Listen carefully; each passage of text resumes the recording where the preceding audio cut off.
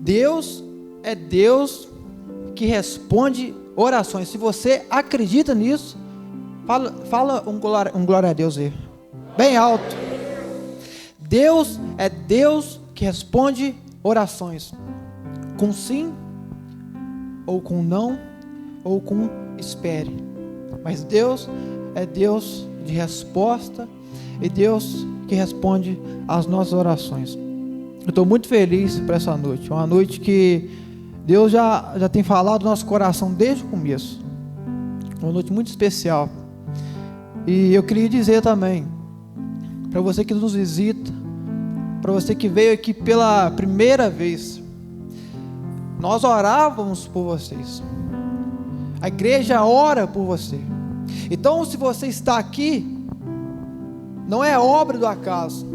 Se você veio até aqui hoje, preparou esse momento, é porque Deus ouve orações e Deus ouviu a oração de alguém por você. Por isso nós nos alegramos, por isso nós glorificamos a Deus, por isso nós exaltamos a Deus nessa noite. E eu queria te convidar a abrir a palavra de Deus em 1 Reis capítulo 17.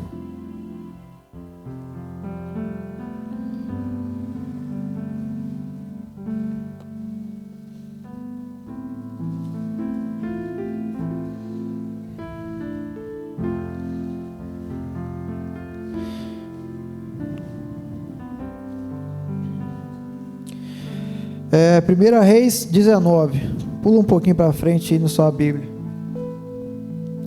Para você que nos ouve pela internet, que você seja bem-vindo, que Deus te abençoe, que essa palavra fale ao seu coração. Para você que está aqui hoje, junto com a gente, essa igreja ama a sua vida, aqui é uma família, aqui é uma casa de oração que quer receber você, está de braços abertos por você e pela sua presença. Por isso, sinta bem-vindo no nosso meio.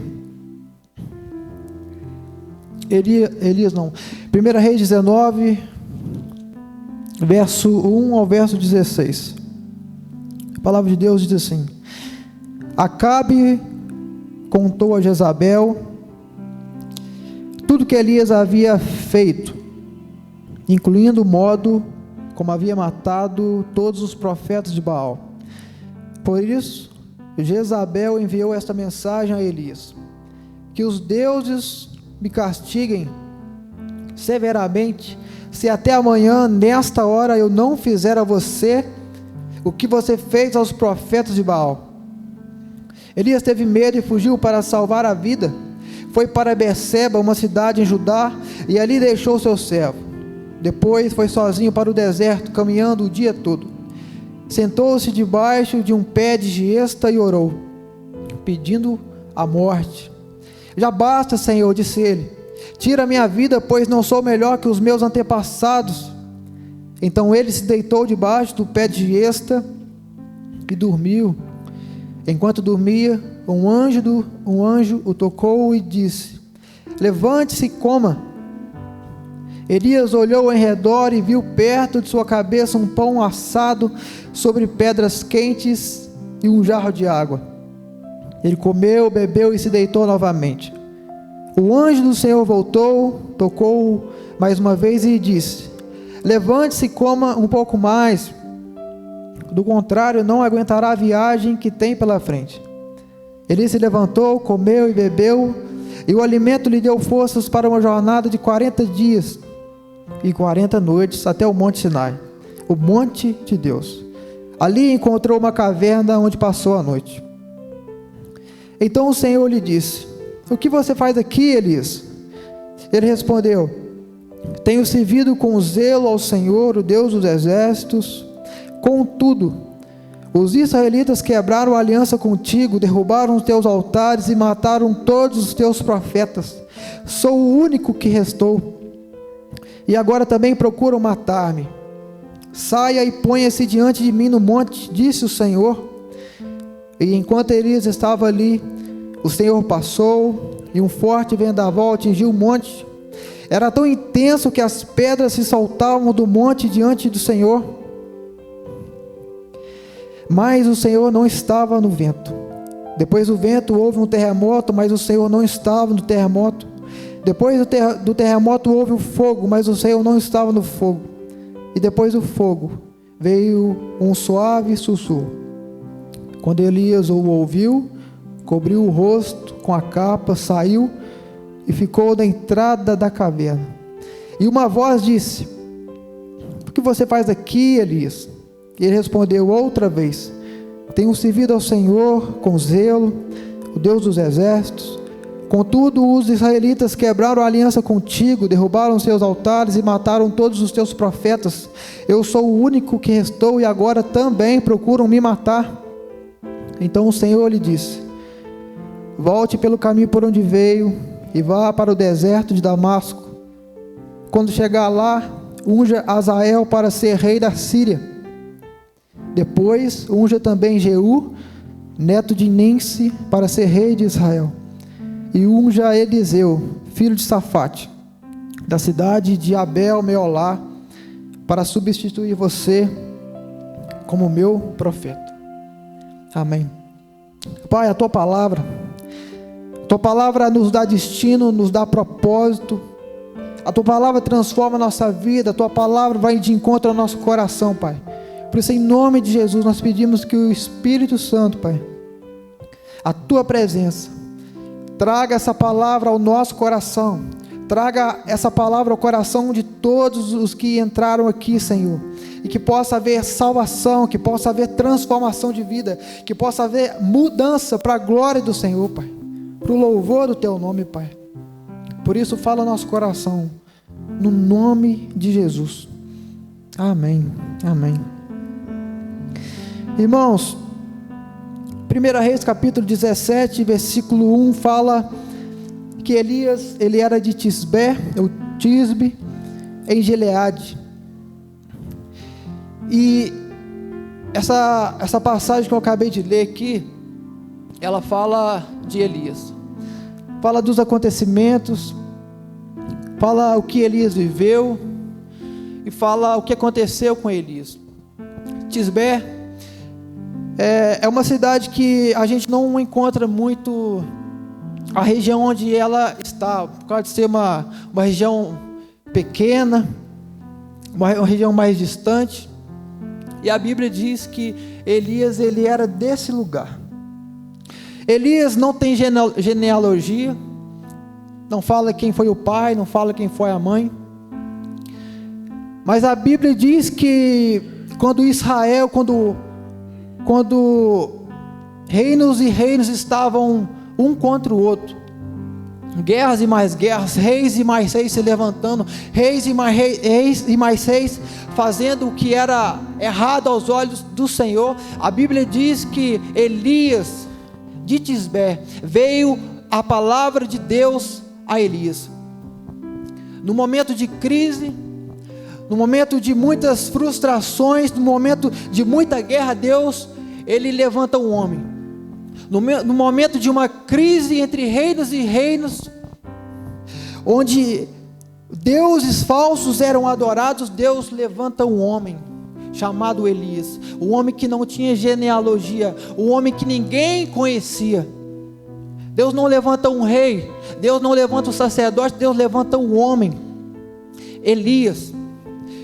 E para que eu e você possamos nos encontrar nesse texto, nisso que aconteceu, a gente precisa entender algumas coisas. Primeiro, Elias foi um homem que guerreou contra os profetas de Baal, 450 profetas e mais 400 no Monte Carmelo. Elias fala assim: olha, faz o seu altar do jeito que vocês quiserem, e vamos ver se esse Deus que vocês servem vai responder. A Bíblia diz que aqueles homens rodam em volta do holocausto, clamam a Baal, mas Baal não os responde. Depois a Bíblia vai dizer que Elias, ele faz o seu altar, coloca o seu holocausto, e ele faz uma oração, pede para que Deus manifestasse a sua glória, para que aquele povo soubesse que só o Deus de Israel era o Deus verdadeiro. E acontece para mim ali uma das maiores experiências que o homem poderia viver com Deus. Que homem foi Elias? Quantas coisas esse homem viveu com Deus. Elias é um dos homens, é um dos exemplos de um homem que andou com Deus, mas que em um momento da sua vida passou por momentos difíceis, precisou recomeçar, porque a Bíblia vai dizer para nós que depois que acontecem todas essas coisas no Monte Carmelo, Jezabel manda uma mensagem para ele e fala assim: olha, eu vou te matar, você fez o que fez com os meus profetas, derrama medo ali em Elias, e a Bíblia diz que Elias foge, Elias corre, Elias tem medo. E Elias me mostra que em um momento da vida dele, depois de viver tantas coisas com Deus, depois de caminhar tantos anos com Deus, depois de experimentar tantas coisas com Deus, ele passa por um dos momentos mais difíceis da vida dele. Acompanhe comigo, 1 Reis capítulo 19, verso 1 ao verso 4.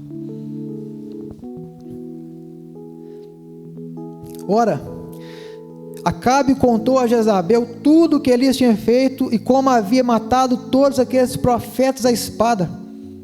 Por isso Jezabel mandou um mensageiro a Elias para lhe dizer: que os deuses me castiguem por todo rigor, se amanhã, nesta hora, eu não fizer com a sua vida o que você fez com a vida deles. Elias teve medo e fugiu para salvar a vida. Em Berseba de Judá, ele deixou o seu servo e entrou no deserto, caminhando um dia. Chegou a um pé de giesta, sentou-se debaixo dele e orou, pedindo a morte. Eu já tive o bastante, Senhor, tira a minha vida. Não sou melhor do que os meus antepassados.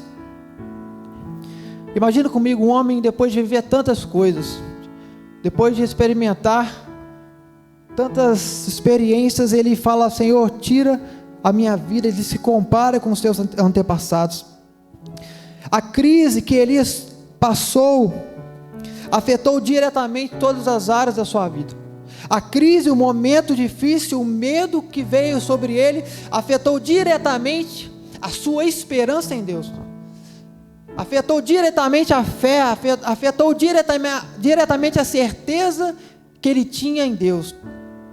Depois de viver tantas coisas, ele chega a um determinado momento da sua vida de não acreditar mais em Deus, de não ter mais esperança em Deus.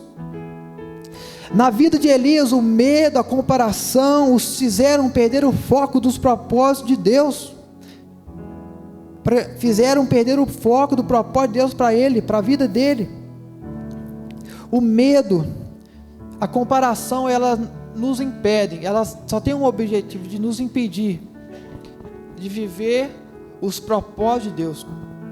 O que eu quero te dizer hoje, tirando uma aplicação para mim e para a sua vida, quando nós tiramos os nossos olhos de Deus, quando nós desistimos da caminhada, por momentos, por coisas, por situações que aconteceram da nossa vida, quando o medo assola o nosso coração, quando a vontade de parar assola o nosso coração, eu queria te dizer que a atitude de parar, a atitude de nos afastar de Deus não é uma direção para a gente seguir.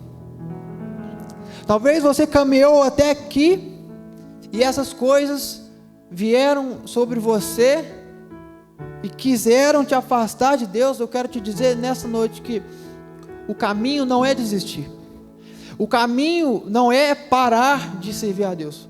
O caminho não é parar, não é desanimar daquilo que Deus tem para você. Esse nunca foi o caminho, esse nunca será o caminho para nós.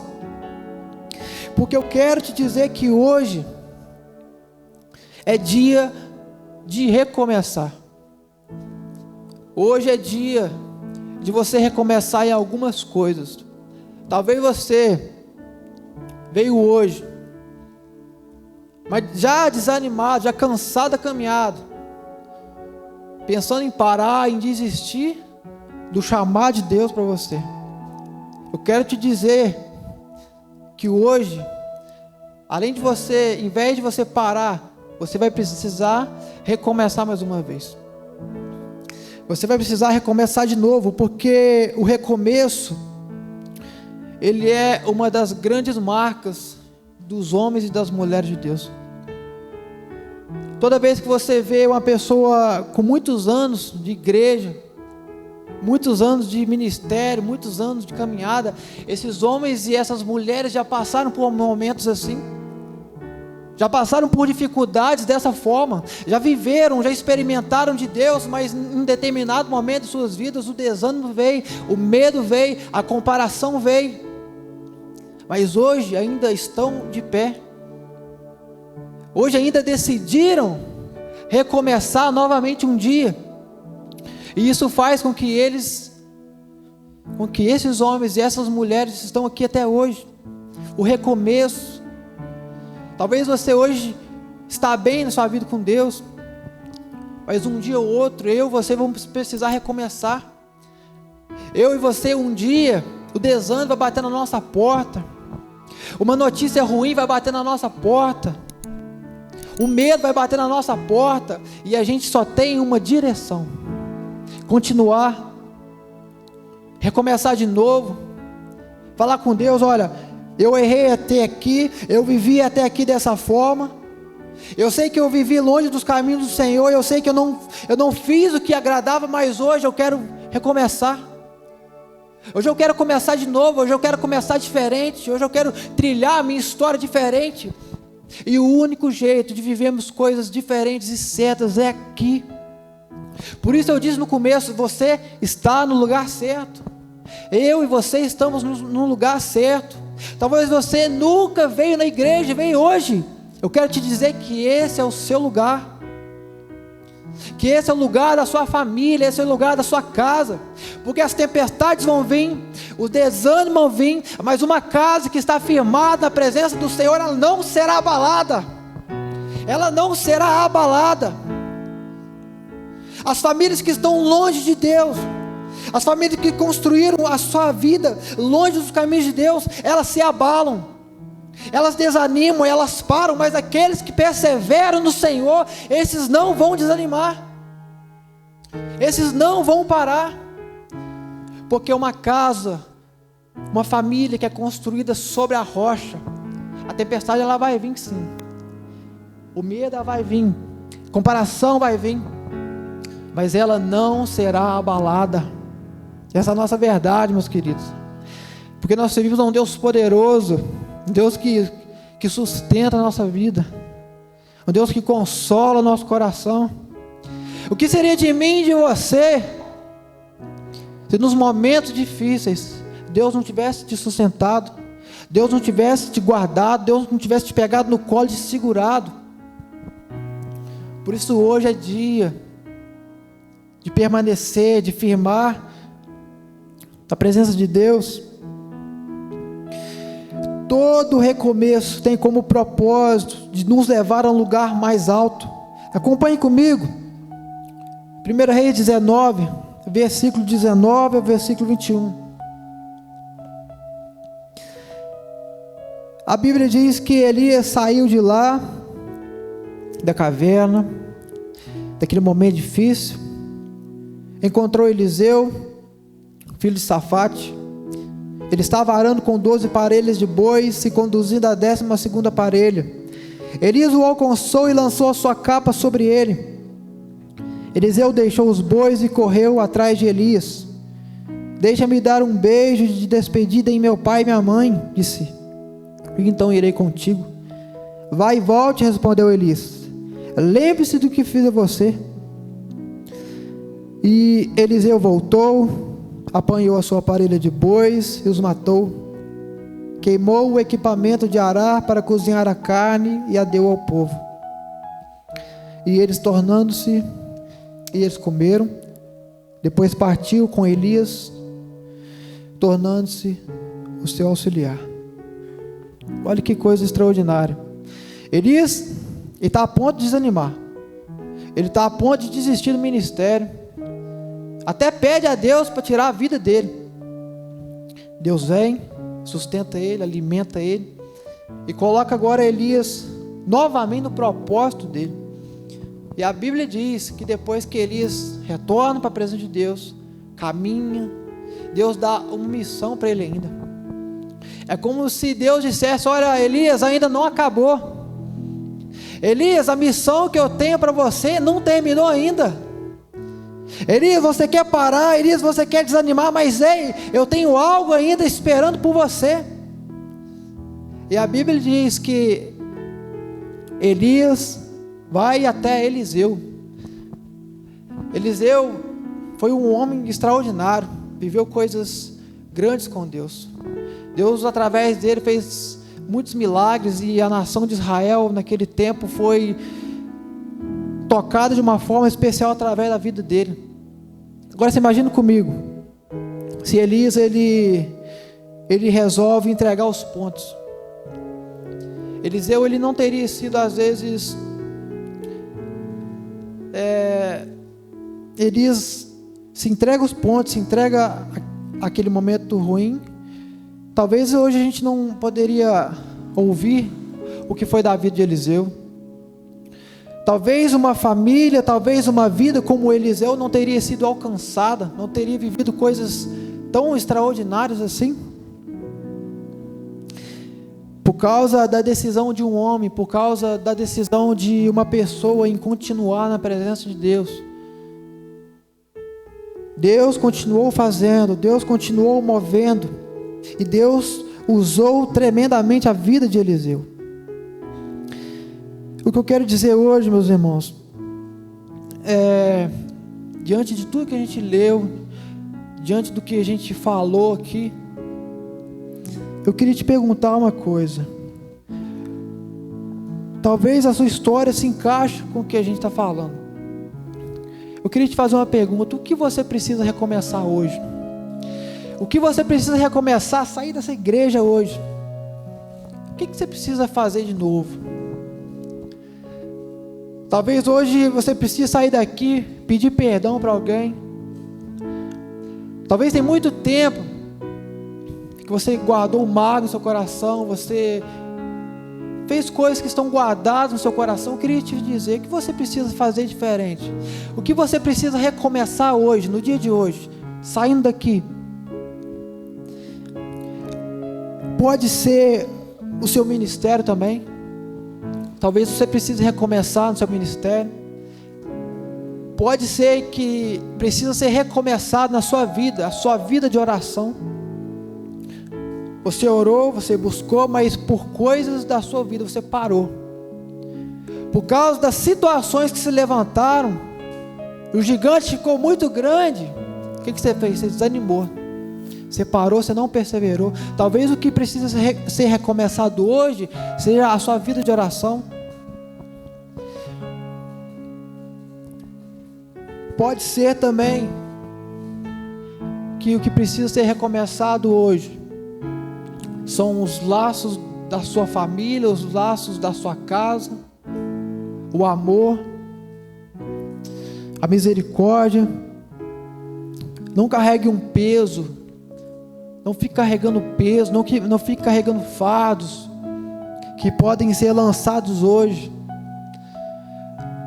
Não se desgaste com coisas que você sabe que estão erradas, e isso tem te afastado, isso tem ferido o seu coração. Não se desgaste, entregue ao Senhor hoje. Decida recomeçar no dia de hoje, decida viver diferente no dia de hoje. É isso que fala muito ao meu coração. Nós não podemos desistir por conta das coisas que vêm sobre nós. Não é um caminho a seguir. Nós não podemos desanimar, parar de frequentar a igreja. Isso não é um caminho a seguir. Esse não é o meu caminho, nem o seu caminho.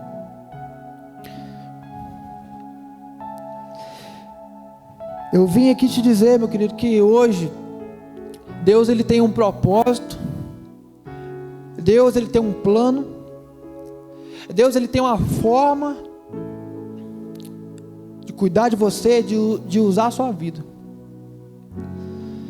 Eu vim aqui te dizer que, como foi dito no começo, talvez muito tempo longe de Deus, talvez uma caminhada que só ia à igreja. Eu quero te dizer que tem algo mais de Deus. Eu falei com os meninos essa semana, tem algo mais de Deus para nós. Tem algo mais de Deus na nossa vida. Tem algo mais de Deus para a sua vida. Talvez você que entrou aqui hoje, você nunca teve um encontro com Deus. Viveu até hoje à mercê desse mundo. Viveu até hoje desfrutando os prazeres dessa terra. Se embriagando com os prazeres de um mundo caído. Eu quero te dizer que o seu lugar é aqui. O seu lugar é na presença de Deus. Tem vida nova para você. Tem recomeço de Deus para você. Tem história nova de Deus para você. Porque a Bíblia diz que Deus, Ele amou o mundo, que entregou o seu Filho unigênito para que todo aquele que nele crê não pereça, mas tenha a vida eterna. Esse é o recomeço que nós precisamos. Cristo Jesus quer recomeçar com você. Jesus quer recomeçar uma nova história. Talvez você que nos assiste hoje está, como eu disse, longe ainda de Deus. Hoje é noite, hoje é oportunidade para que Deus escreva uma nova história, para que Deus escreva um novo caminho na sua vida. E eu queria te pedir que você curvasse sua cabeça, fechasse os seus olhos nesse momento. Toda a igreja, por favor, que eu queria orar por vocês. Talvez veio alguém aqui hoje que se encontrou nessa situação, está passando por isso.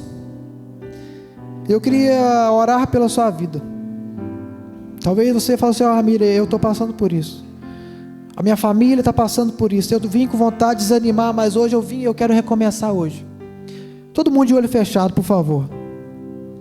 Se essa é a sua situação, eu quero te dar uma oportunidade. Se essa é a sua situação, eu queria que você levantasse a sua mão. Eu queria orar por você. Tem ninguém te olhando, tem ninguém te vendo. Não precisa ficar com vergonha. Você, Ramiro, eu preciso de um recomeço. Eu preciso recomeçar hoje. Eu preciso começar a minha vida diferente.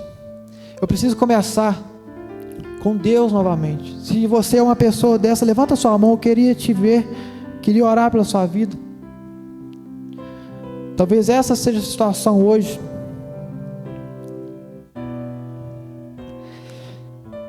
Pai, nós te louvamos, Pai. Te louvamos porque o Senhor nos amou. O Senhor decidiu, Pai, recomeçar uma nova história na nossa vida. Se nós estamos aqui, se a nossa casa está aqui, foi porque o Senhor um dia quis fazer isso de novo, quis nos amar, quis nos dar uma vida transformada.